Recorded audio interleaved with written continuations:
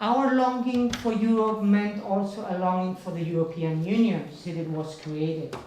It was created in the 50s, it developed mainly in the 50s and 60s as a common market, and Spain was not part of it. Why? Because, very simple, they did not like us. Spain was a dictatorship by then, and dictatorships are not welcome in the European Union. So Spain tried to join the Union, tried to establish relations with the Union, and the first thing, by then it was not called the Union, it was the European Community, and the first document that was signed was 1970, that was a trade agreement. This is what most of the countries start with the European Union, a trade agreement. But once the dictator died and Spain became a democracy again, thanks to the initiative of our, now I must say, former king Juan Carlos, Spain started negotiations to join the Union. That was 1977. Negotiations lasted 8 years until 1985, when the treaty was signed. And we joined the Union the 1st January 1986.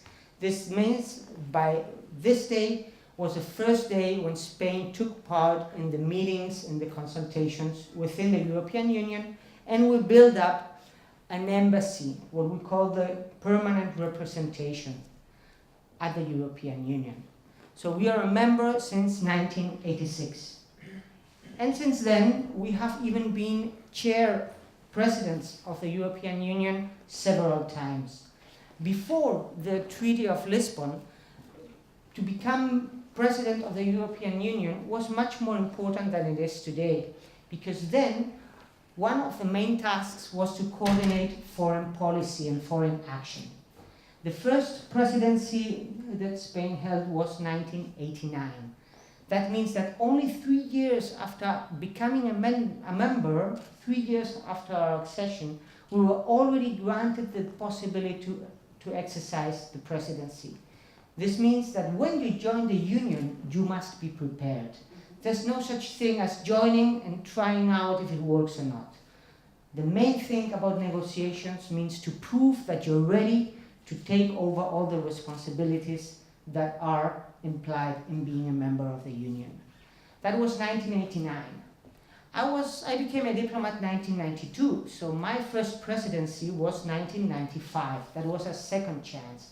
I was then in Nicaragua, and I remember it was already a lot of work coordinating all the meetings that we had in Nicaragua. Main thing was, when we were on post in exercising the presidency, was to coordinate our positions towards the Nicaraguan government so that we spoke with one voice whenever possible. Of course, in Brussels, it means much more. The presidency leads the agenda, decides what comes in the discussions and what not. Of course, it's not exercised as a dictatorship, meaning I don't want to talk about this. You have to listen to the members and take over their petitions. But then you have the possibility to decide when it will be discussed and how it will be discussed. So that was our second presidency, 1995. And the third one, I was one of the little protagonists in the post where I was. I was by then in Lisbon, and I was in charge of European affairs. I even had worked also during the Portuguese presidency, so I had a lot of expertise on how it worked. I remember that during our presidency, we had Portuguese delegations flying to Spain and Spanish delegations to Portugal nearly every week. This means that during the presidency, there's a really, really intense activity in order to listen to to the other member states and know about their sensations, their feelings, their interests, their necessities towards the topics that are being discussed. Finally, our fourth presidency was 2010. 2010 was also the entry into force of the Treaty of Lisbon. And the Treaty of Lisbon, it was decided that from then on, the lead on external affairs would be taken by the Council and on the spot through the European Union delegations. It was not anymore the offices of the commissions, it was the delegations for the whole European Union, so sort of European Union embassies. So I was in Canada by then, in Ottawa, as deputy head of mission of the Spanish embassy, and our task was to introduce this new system throughout our presidency. And it worked pretty well. It worked as a model for others, because we managed to coordinate with the delegation of the European Union all the matters of the agenda in a step-by-step procedure, so that at the beginning, on the first meeting, the Spanish embassy exercised the whole presidency, and by the last meeting in June, it was the European Union delegate who already exercised fully the presidency. Our next presidency will be 2024. Why such a long delay? Because now we are more members. But we are not very worried about this, because it will be quite different, as all the tasks of coordinating external policies will not be a task of the presidency anymore. Now the presidency is less relevant because it only leads the agenda on the general affairs, as we call it. So this is for the government, how it has worked in the European Union and increasingly taking over responsibilities. What about the people? What do the Spaniards think about the European Union? In Spain, we certainly have felt what we call the Euro fascination. This means that we have considered that becoming members of the Union was a step forward in our democratic project, in our prosperity. It has proved to be so very, very much, because since the joining of the Union, Spain has lived an economic boom, a very, very big transformation that you can see everywhere. In our infrastructures, in our democratic procedures, in our regulations, because the European Union really works as a whole. It provides a sort of framework of regulations that become common in all the countries. And so we have joined the Union with this ambition to become a very active member. This is why Spain has joined both or most of the enhanced policies. Enhanced policies are those that are only followed by part of the members. The two main examples are the Schengen area, which I suppose you all know about. If not, it is the first question you have to put at the end of my speech. And the second is the euro. So Spain participated of both policies from the very beginning. And we also celebrated a referendum in order to decide if we wanted the Lisbon Treaty, the Constitution, to take force in Europe. And it was won by an overwhelming majority. This means that Spaniards are known for being what we call Europeists, sort of hooligans of the European Union. Certainly, the financial crisis has introduced some doubts and some fears, but I will talk to you about it later, how it has worked out. What does it mean to become a member? Certainly, on the political side, it means a compromise with democracy. You are able to give up part of your sovereignty on different topics and to allow that the European Commission, the European Union, and what we call the trialogue, Council, Parliament, Commission, rule over your country. You will have to adapt the decisions that are taken there and convert them into laws and be responsible for the execution of these laws in your country. This means very, very important democratic capacity. Whenever I am told about, I face critics of the European Union, I always say, don't measure the Union by its shortcomings, what we are not capable to do, but by our achievements.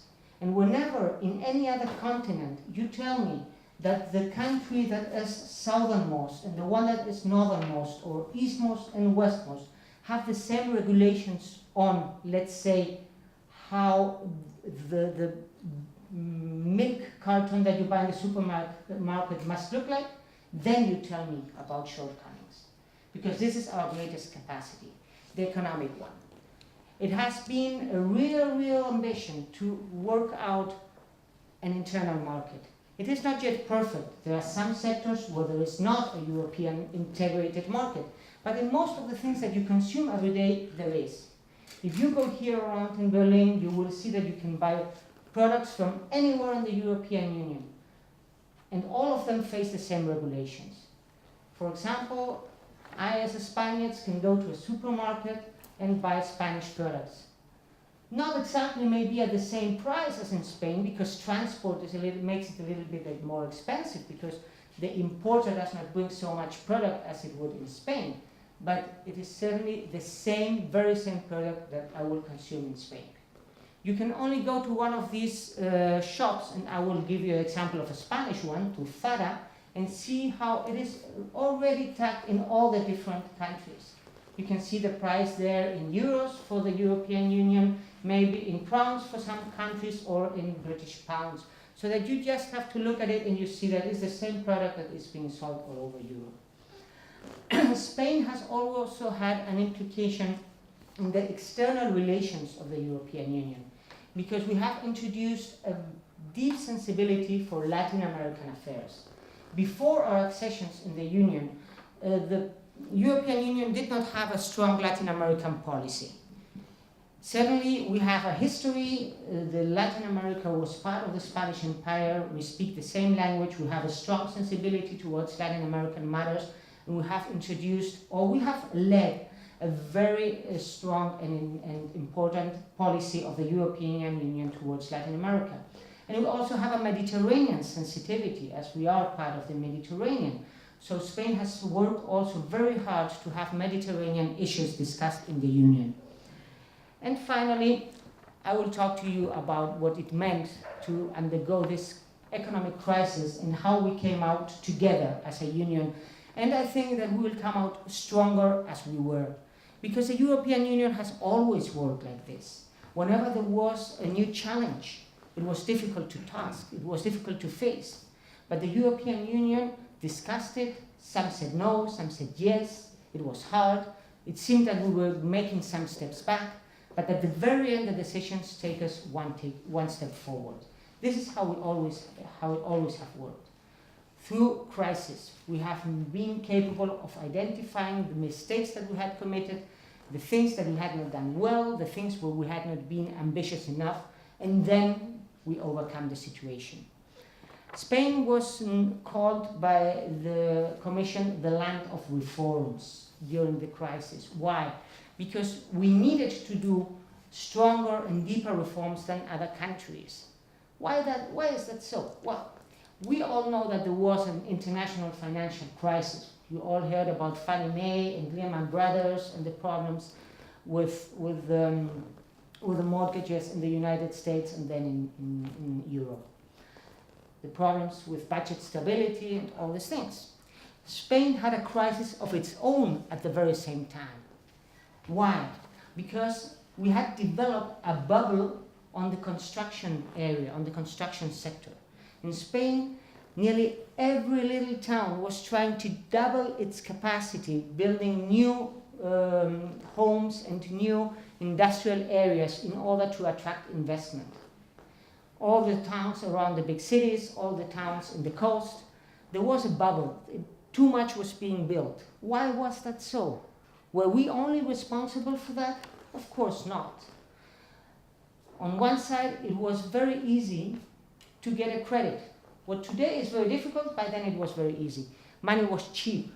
So if you wanted to develop a project, you only needed to have a good avail. And then you would get the money to do it. At the very end, you build up, you develop the project, and you have nobody to sell it. And that was a problem when the bubble explodes, when there are too many homes, too many sites in the market, and there are no buyers. Why there were no buyers? Because the international crisis exploded and people were afraid of buying.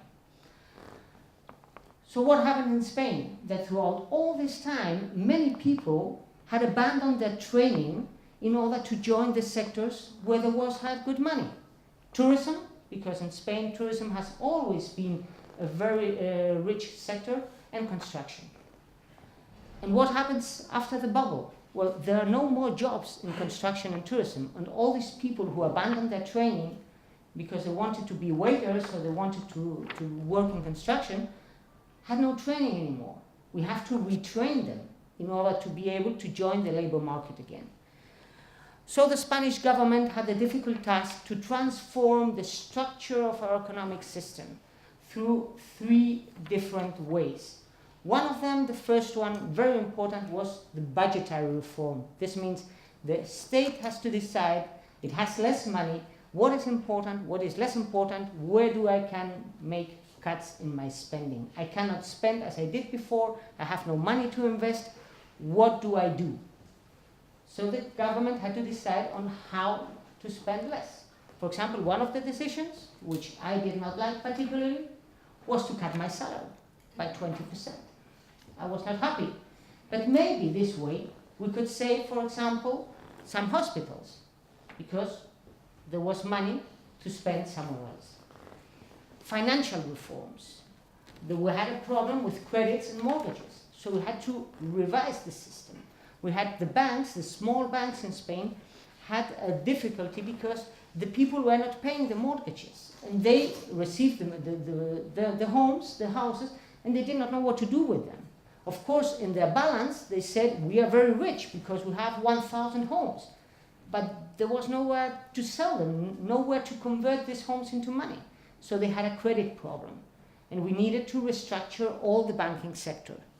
And finally, what we call the structural reforms, which means administration, reduce administration, the labor market, make it easier to hire people and easier to fire people. Why? Because this way you gain dynamism and you choose the more efficient ones. Of course, it means also that in the short term you will have difficulties because too many people will be asking for subsidies. But these people you have to retrain, so you have to do something in order to make them again valuable for the labor market. There were 5 objectives that were being set. What we call a differentiated, growth-friendly fiscal consolidation. This sounds very easy. In a politician's words, it means just, if we earn less, we spend less. Whenever we earn more, we will be able to spend again. But while we do not have, we do not spend. Restoring lending to the economy.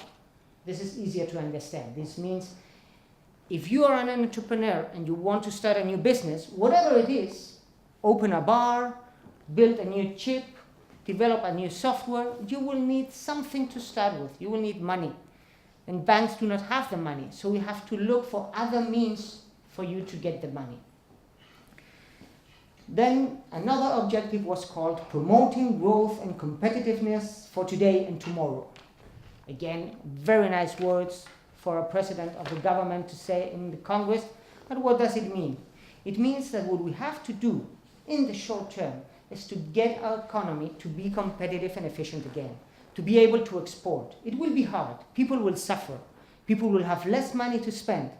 But if we do it well, after 5, 10 years, in the long term, people will be better off. They will be better trained, they will have more capacity, because we will be able to make that the economy runs again. This means lower salaries, harder work, more training.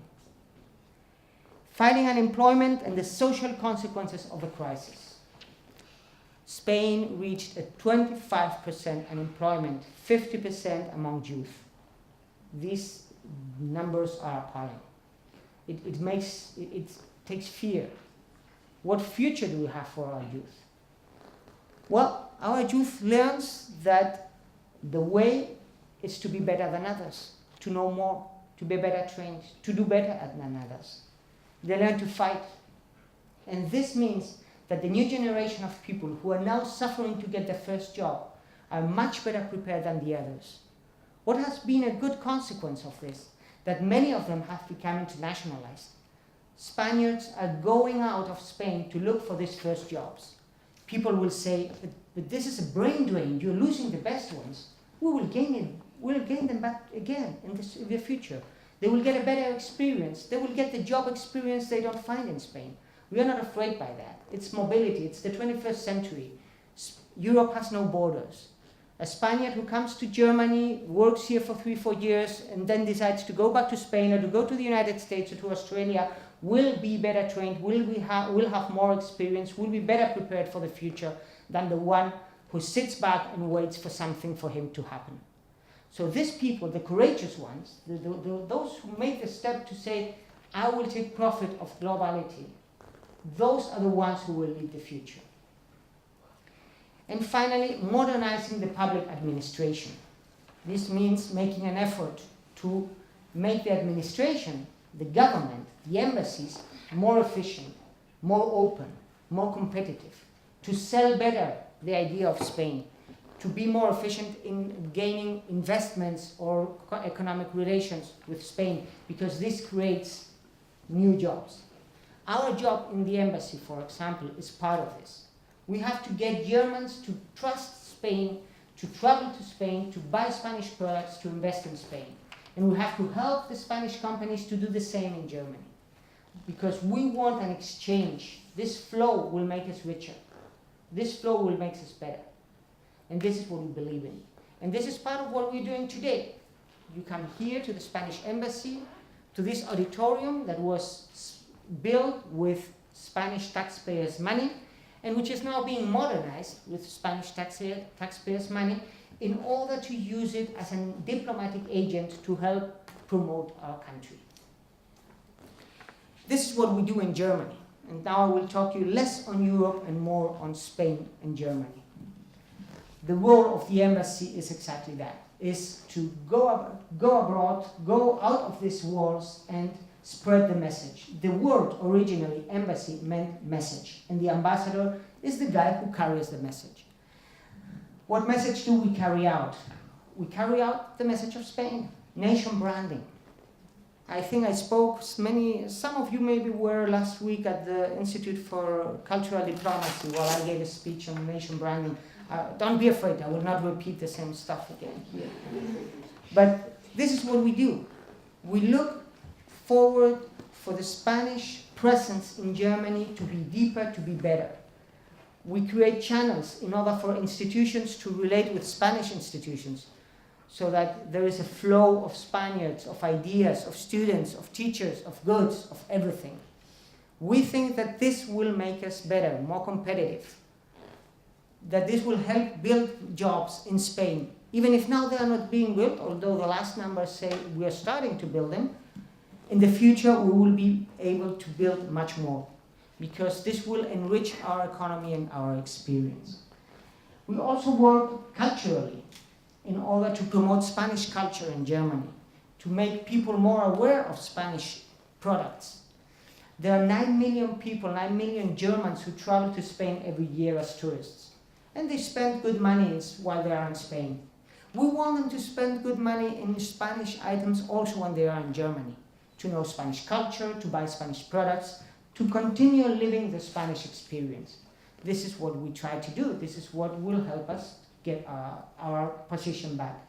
But we as embassy work also with this German government. This is what we would say the traditional diplomatic relation, government to government. Government to government works mostly behind closed doors. It is difficult to follow. Ministers come out of the meeting and say some blah blah, these nice words I told you, and you don't really know what they discuss. We are trying to be more and more transparent in the exercise, but it is still difficult because there are many interests behind discussions between governments. For example, we are trying to get Germany to help us develop our electric interconnections with France. You say, well, why would you do this? Speak with the French. Well, the problem is the French don't exactly listen to what we want to. So we want to find other countries that we consider friends to help us spread the message. The Germans on their side enrich our idea and start thinking, well, we should then consider a priority developing an internal market for energy in the European Union. Because we are having this slight problem with gas coming from the east. And if you can help us through the gas that you receive through Algeria and bring the gas into Europe, we may be able to get a better contract with our suppliers from the east, sorry.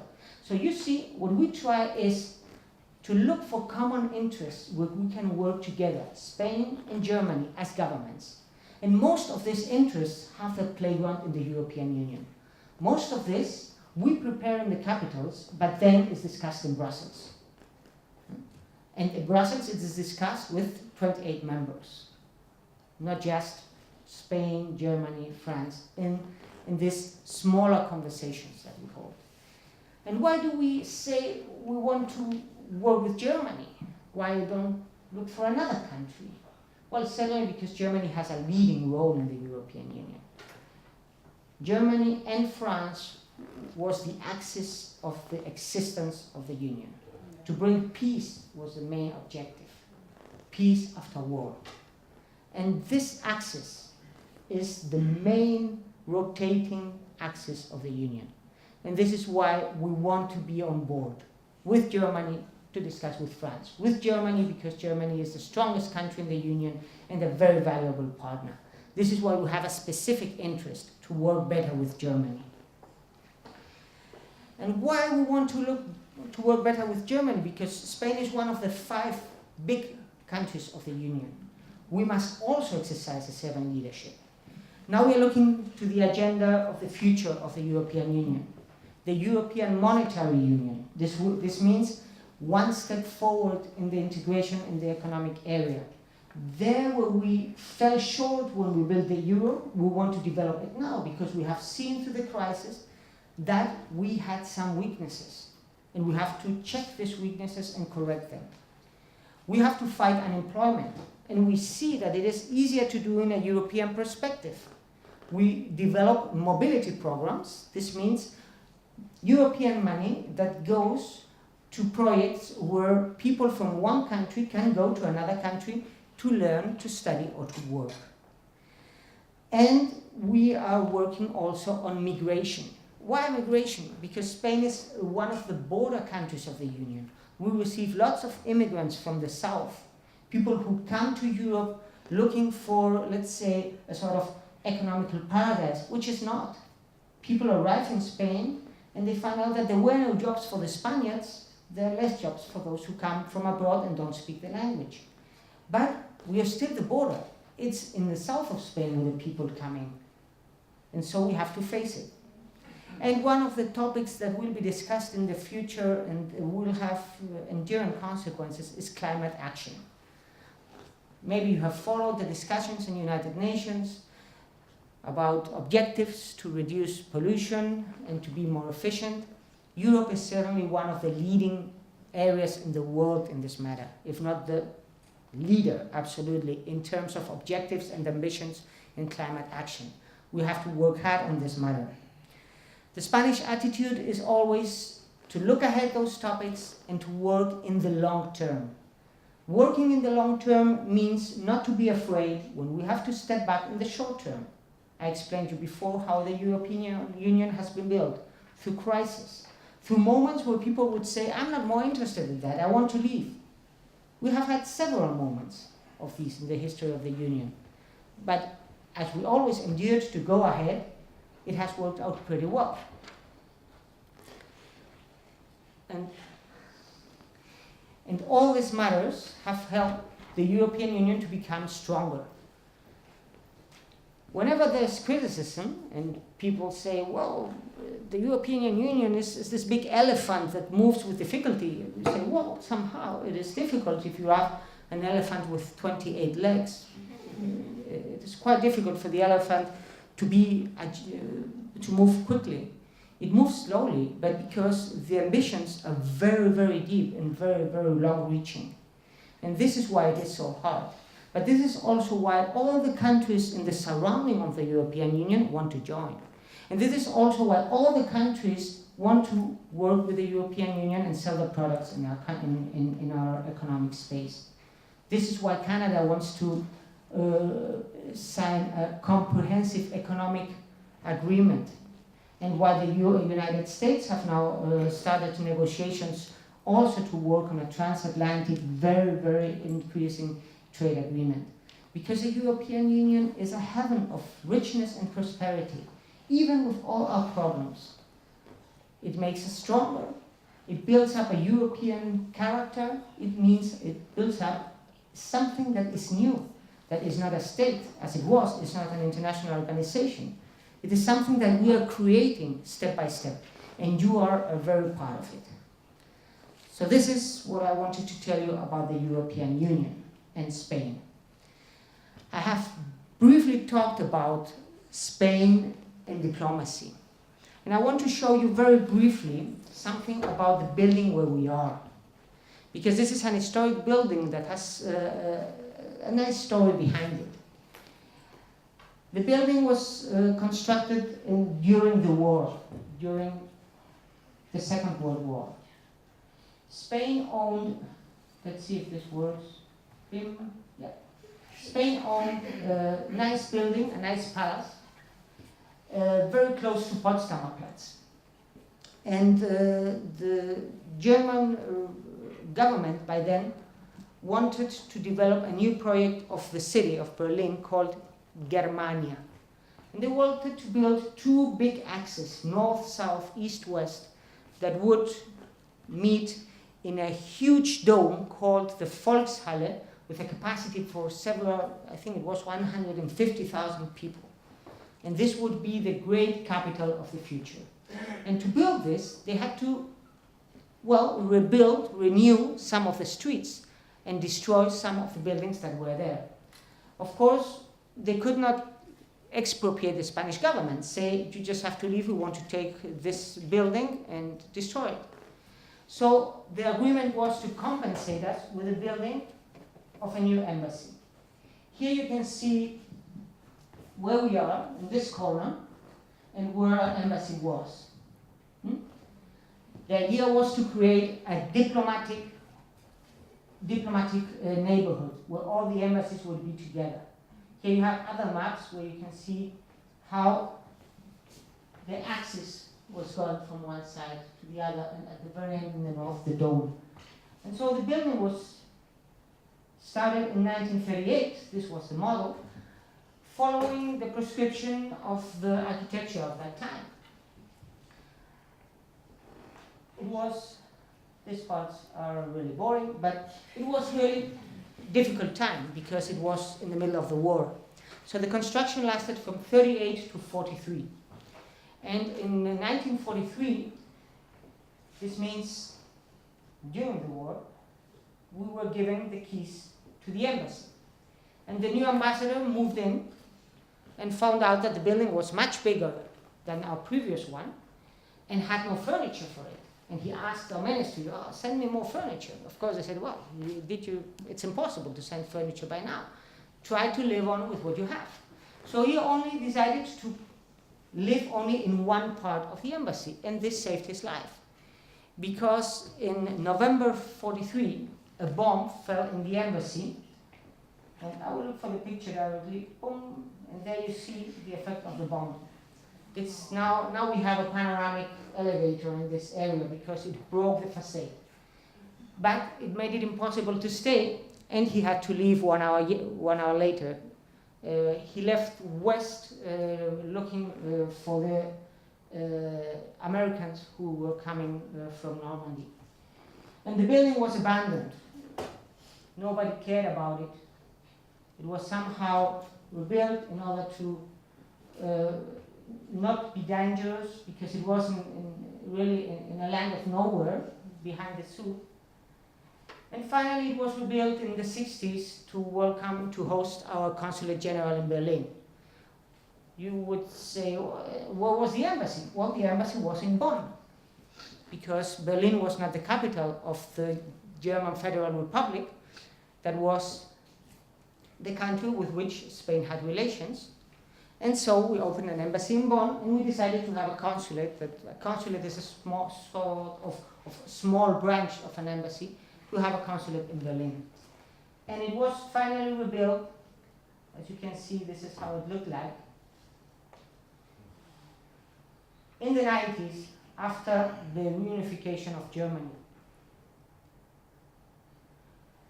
And it was re-inaugurated in 2002 as the new Spanish embassy to Berlin. In this embassy, we host offices of 11 ministries. We are nearly 150 workers, and we all have different tasks in the leading of our relations with Germany. This means that we have, for example, an advisor for fiscal affairs, another one for education, another one for labor, a defense attaché, another one for trade, because our relations with Germany are very intense. And we have also this new space, this new area that we call the cultural space. We have this auditorium where we celebrate lots of events, music, theater, fashion presentations, whatever. And we have the exhibition area that we inaugurated in December. When we finish here, I will give you some 15, 20 minutes so that you can go around the exhibition. It is an exhibition of Spanish design, promoted by some Spanish design magazines in order to promote the concept of Spanish design and to help export our designs. So as you see, the embassy is on one side a building for governmental relations, but also can be a building open to the public. You have entered today the embassy through the main entrance, but we have a specific side entrance for our, let's say, gallery, so that it works like any art gallery in town. It can be visited, our exhibition can be visited every day from 11 to 4. So we are, at the same time as we are a governmental building, we host a cultural space open to the public. Why?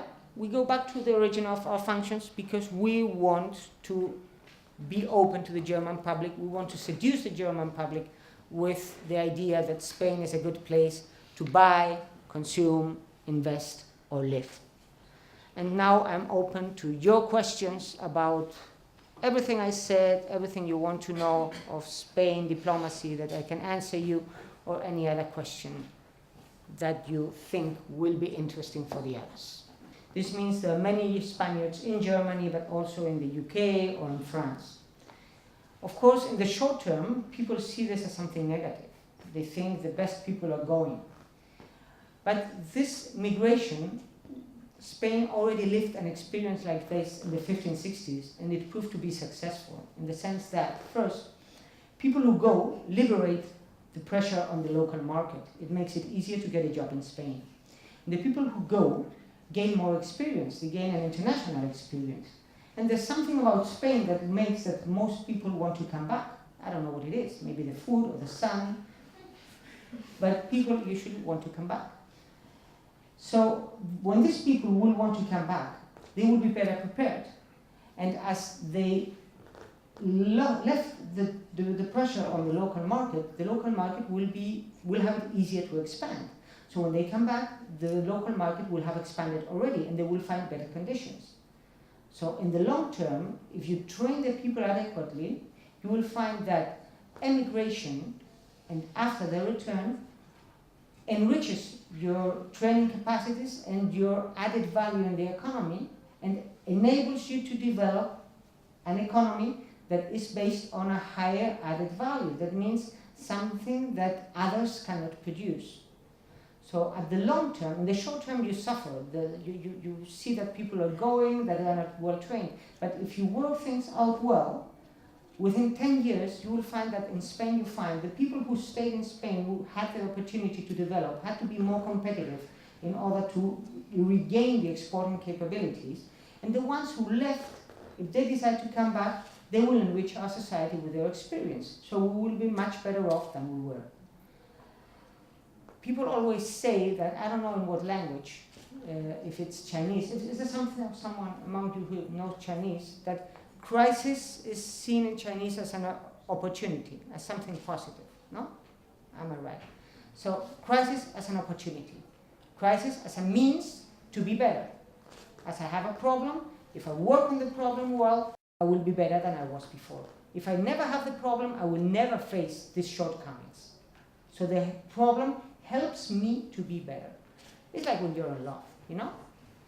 If everything goes very smoothly and you have no challenges, it becomes boring. But if you have challenges, if you see that the boy you like or the girl you like is looking for other things, you say, I must be better, I have to seduce her again. You work hard together and it's much better than before. So at the very end, everything works the same way. You need impulses to be better, to work better, and to make a better future. About migration, as I said, in the 50s and the 60s, Spain already went through this. And we learned that we have to provide conditions for the people who come back. And there is an area, a sector, where it is more apparent, that is science. This is where the brain drain is more important. All the Spanish young researchers who go abroad looking for the opportunities they don't find at home. Of course, we want to have them back, but we have to create the opportunities. When Spain learned this 20 years ago, we developed some projects in order to gain them back, to provide them the means to develop research, to research in Spain and to make science in Spain. Unfortunately, with the crisis, most of the institutions that were created and most of the programs have to be cut in their spending. And now we are waiting for the better conditions to build them up again. This is the most important people to bring back, because it is through science and innovation that you really boost an economy. And this is the most challenge of all. It is training. It is to get people better trained. So the Spanish government knows that now in the short term, we have had some difficulties. We had to cut spending, to close some institutions, but the idea is to reopen them again. Not to look at things at the end of the question, but a temporary loss that we will be able to regain. I will ask now the two questions of our Moroccan friend about political topics and territorial integrity, because this is the main thing that you are thinking about, the integrity of a territory. Let's look at Spain. I don't know if you have, I don't have a map of Spain right now, but if you see the map of Spain, you will see that we are connected to France with the Pyrenees, and that part of the peninsula is Portugal, and at the very end, a tiny point in the map is Gibraltar. I don't know if you're familiar with the concept with Gibraltar. Gibraltar is a territory that was Spain, that is geographically Spanish, but that was part of a trade in the 18th century, and Spain lost a war to the United Kingdom. It was by then Great Britain, not yet the United Kingdom, and had to give up Gibraltar. And since then, Gibraltar has been a colony of the United Kingdom. And today, Gibraltar is still a colony. Of course, Spain wants to regain Gibraltar, that Gibraltar becomes again part of Spain. And the British say, okay, but we have to ask the Gibraltarians. And what happens if you ask the Gibraltarians? Well, most probably they will say, no, we don't want to be part of Spain, because now we live in the best of both worlds. We are British, but we don't pay taxes. Great thing. We have an economy mainly based on international tobacco trafficking and money laundering. It provides very good money for us, and we are not interested in becoming part of Spain. I will give you only one example. Gibraltar, of course, needs telephone lines, okay? And they don't have the capacity to build them by themselves, so they ask Spain for telephone lines. Gibraltar has 30,000 inhabitants. How would you guess how many lines they asked for? Guess. No? 1 million. They wanted to have 30 lines per person. Why? Because one of the main businesses in Gibraltar is international telephone systems, telephone answering machines and things like this. Also adult lines, adult telephonic lines and things like this. They don't work out in Gibraltar, but the lines are there. They are theirs. And so we try to work out with the European Union and with the United Kingdom to say, well, Gibraltar, if it is a British colony, should follow British laws. And all things that are allowed in Gibraltar are not allowed in the UK. So the big fight for Spain is the following. On one side is to make it possible that all European laws are applied in Gibraltar. Why?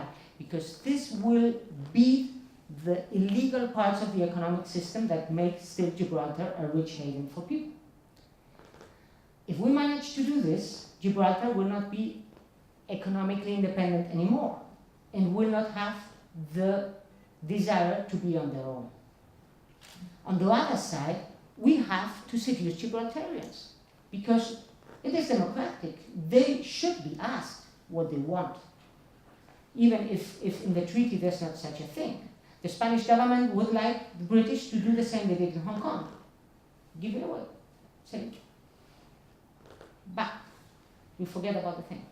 But it will not work out like this. So on one side with Gibraltar, we are trying that the laws of the European Union are applied in Gibraltar and that the Gibraltarians want to become Spanish. And what happens with Ceuta and Melilla? Well, the legal position of Spain is that Ceuta and Melilla, which are two little towns in the north of Morocco that belong to Spain and are Spanish provinces, that these two cities were Spanish even before that Morocco existed. So they say it has always been Spanish. Morocco is an entity that has been created later, so they cannot claim rights towards Ceuta and Melilla. This is the main juridical argument. And another argument is that what do the people in Ceuta and Melilla want? They are voting in the Spanish elections, and they are not showing any interest. There's no movement for independence of joining Morocco in Ceuta and Melilla. So we don't feel a pressure to talk about it, because the people there are satisfied with becoming Spanish. What might happen in the future? I don't know. Maybe in 50 years, they want to become Moroccan. And there's a pressure for Spain, for those cities, to become Moroccan. Let's see what happens by then.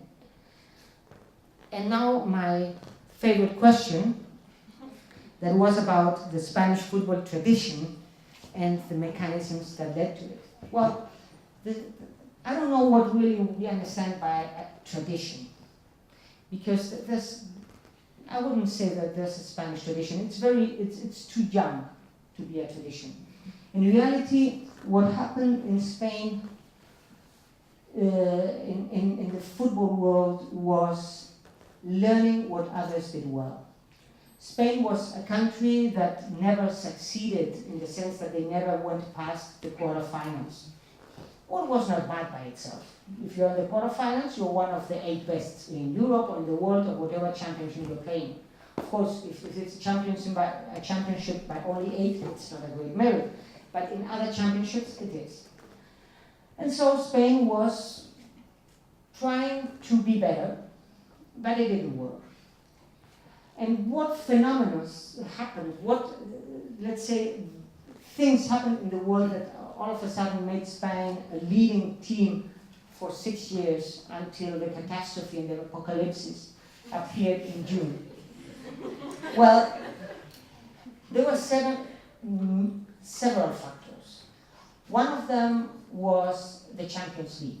In the Champions League, the best teams in Europe play, and it happens that some of them are Spanish. So Spanish players learn to the championships, to the European Champions League, to be more competitive. They learned the endurance of a match. They learned that when you're playing the semi-finals in the Champions League, you cannot commit one mistake because you're out. This you learn to be more competitive. And then we also learned that we had to develop our own teams to have the Spanish players. And I think that one of the secrets of the Spanish success was in reality a Dutch success by a man called Johan Cruyff. Johan Cruyff was a great player in Holland who learned and went through all the Dutch soccer schools, the total football. I will be boring those who don't like soccer, who don't like football. The great Dutch school of soccer was called total football in the 70s. It was the great years where the Netherlands made it to 2 finals and Ajax won 3 European championships in a row. And this system was applied in the team Barcelona by Johan Cruyff. And through this system, the Spanish team became stronger, because the Barcelona became such a strong, dominant team that half of our national team was built with players from Barcelona. And then all the other teams learned how to play this kind of soccer. How this, we call it tiki-taka, dominant possession and many passes. And this is the way. So it is something that we have to be thankful to others. Spain endured, learned from the experience of others, and built a very good team with a great generation of players. And we were successful for some years. It was beautiful, as any summer love, but at the end, the winter comes and it comes to an end. And it was a little bit dramatical how it came to an end in June, due to some mistakes that could be avoided, and that I hope will be avoided now in September. Of course, English is the main language to be promoted, but there are many others. French, German, Chinese, Russian, and French, German, Chinese, Russian, and Arabic are other languages that are also being publicly promoted, but not by far with the same intensity as English. And we are introducing English as an obligatory language in all the exams to join the higher posts in the administration. So if you want to be have a leading role in the Spanish administration, you have to speak English. So we are trying people to know better English. About European Union, and what we have, let's say, brought to the European Union. I think in my speech, more or less, I went through it. On one side, it was the foreign policy, the Latin American, Mediterranean sensitivity. On the other hand, it was the strong ambition on where we want to go.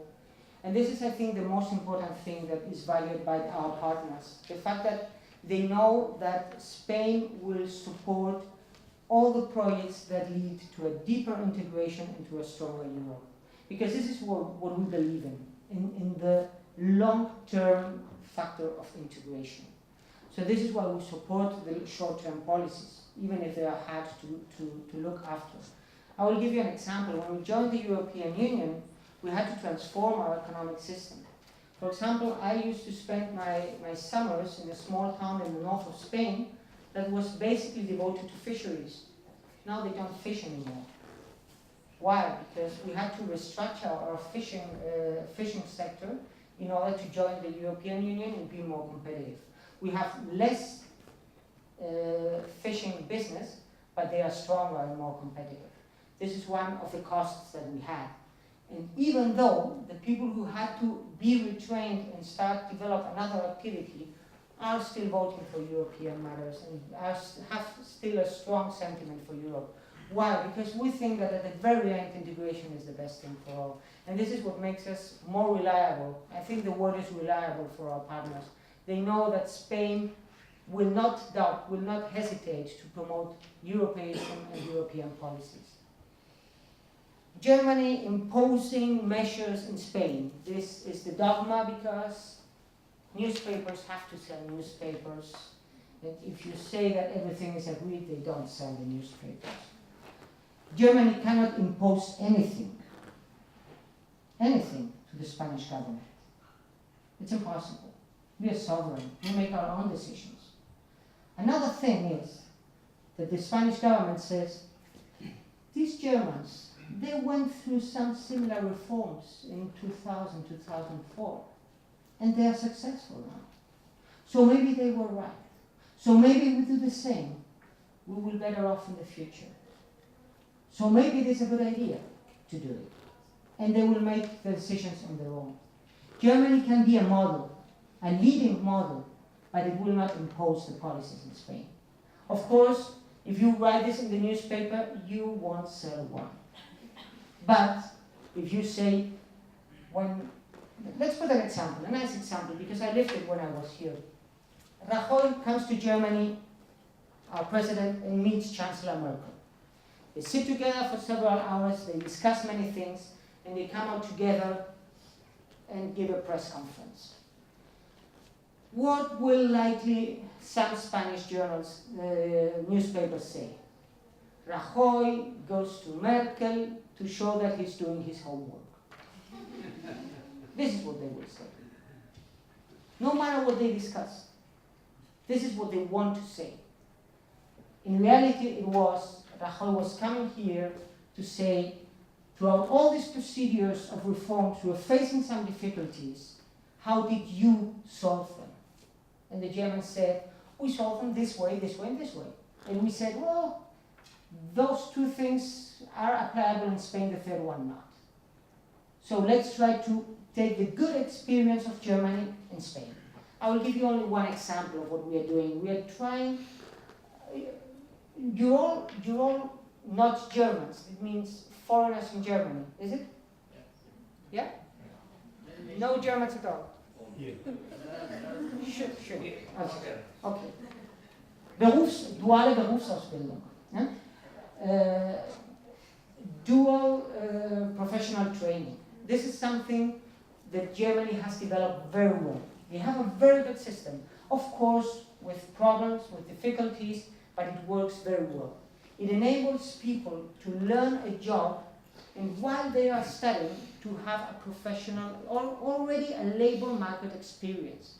This means, for example, if you're learning how to build an electronic circuit, you will build one that will be sold in the market while you're studying. So you better do it right, because it has to be sold. This is the way that they learn. So the day they finish their studies, all the business want to take them, because they already know how to do things for the market.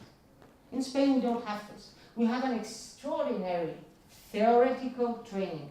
People study, know very well, but then they say, well, everything you learned in the paper, now you have to do it. So, where do I start? And so we are trying to introduce this system in Spain, make reforms, and work it out, adapting it to the Spanish system, and trying not to commit the mistakes or to face the problems the Germans faced. And they told us, avoid to do this because we had a problem. So this is an example of how Germany can be a model that leads with example, but not necessarily imposes his authority. Fourth question. Should we ask Catalonians to decide? We asked them. It was 1978. They voted the constitution. Now they don't want to respect the constitution they voted. And now we are in 2014. Okay, let's reform the constitution through democratic means, not through a rebellion. We have a constitution, we have a democracy that works. But in 1978 there was not internet, for example. Now we have internet, everything is changing every day. Yes, well, let's reform it democratically, how we did it. We came from a dictatorship to a democracy through a reforming our laws. And now some people want to say, no, now we want to do this very quick without respecting the law. If we were capable of coming from a dictatorship to a democracy through legal means, why shouldn't we be able to move ahead now through legal means? And another question that I will pose you, and this is not from the governmental perspective, but from mine. Why would I not be allowed to vote? Why am I excluded from the vote in the project of the Catalonians? They say they want to have the right to decide, but they are excluding me from deciding. Because I was not born in Catalonia, I don't live in Catalonia, but as far as I know, Catalonia is part of Spain, and I'm Spanish, I lived in Spain, I vote Spain, I pay my taxes, I'm entitled to vote. Okay? And the first question, that is in reality two questions, we'll talk a little bit about corruption, monarchy, government, and the system. What is the system? The system, you can say, is the decision you make on how you want your country to be. The Spaniards made a decision, I just mentioned it, 1978, and they decided democratically to establish a monarchy, a parliamentary monarchy, as a political system. This means we decided free and democratically to have a king. Of course, you can say, but monarchy is so old, it is not fair, it is not democratic, why should one inherit the throne? we should elect our chief of state. We say, well, yes, we could do it, but we decided to do other ones. Like the Dutch, like the Belgians, the Swedes, the British, we decided to have a democracy. Why? And this is the great thing. Why? Because we thought it was good for us. It provided stability. It provided a good image. It provided a moderation and a sort of arbiter. We say that our king has no power, and he has not.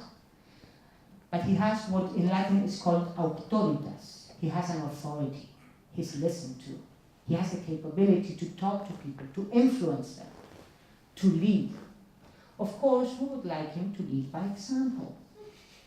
And this does not always happen in his private life. I remember some shooting of elephants in Zimbabwe, some talks at the set in Corina, and things like this. Of course, he made mistakes and he apologized for them. His mistakes, the ones of the king, were not illegal things that he did. But there's a member of his family who has apparently done something illegal. Well, what happens in a democracy when you do something illegal? You face the court. And this is what she's doing. She's facing the court. There will be an independent judge who will decide if she has to sit as an accused person or only as provide testimony before the court. And this is what will happen. Corruption happens. Sometimes it is small, sometimes big, because power is something that is dangerous. Yeah? When you have power, sometimes you lose the sense of justice. You have the capacity to change things, to decide for others. And sometimes people forget that there is a right path of power. Of course, when we say a corrupt country is the one who has many cases of corruption, and a transparent country has less cases. I don't know where Spain is now. We have many cases of corruption, but we have the courts working on them. We have people condemned. We have leaders, regional presidents who are going to jail because they were corrupt. I'm not proud of the fact that they were corrupt. I'm proud of the system that works. I'm proud of the system that takes these people to jail. I'm proud of the system that enables us to show that we want to do better, that we don't want this. Of course, and now we'll go back to your question of government popularity. Of course, people refer to the system sometimes as something that is not only the political system, but something that is a little bit more obscure, like a sort of agreement on how to do things in order to profit from them. Our system, for example, in this sense, would be a system with two political parties where the election system provides that they will be always elected, one or the other. So people say, this is not good because we don't renovate our democracy. There are always the same people there. What happens? What is the way of doing? Well, it's very curious. You must create another party in order to win them. And this is something that in Spain we just had. A new party that comes out of an assembleary movement, that means not from with the traditional structures of political parties, but from public assemblies, and that in the European Union they became the fourth force. And they are making some of the old parties a little bit afraid. I don't know if this party that is called Podemos, that means we can, will be able to gain power. For the election in Spain, for the next election, they want to call themselves Ganemos, we will win. I don't know if they will be able to win, but maybe with their force, they are able to regenerate the system, to show the other parties that they have to be more democratic. Maybe there are some reforms or not. Or at the very end, the people with the vote decide that they prefer the system. But the government always has to take in mind what people expect from them. Because every 4 years, they can be voted out of the parliament. This is a problem, partially, because they only think of we have to keep in power in 4 years. Sometimes they manage to keep 8 years. But then they know that at the very end, it will not last forever. That democracy means also regeneration, change of government. Whenever one party is, even democratically, too long in power in one region, democracy somehow shackles.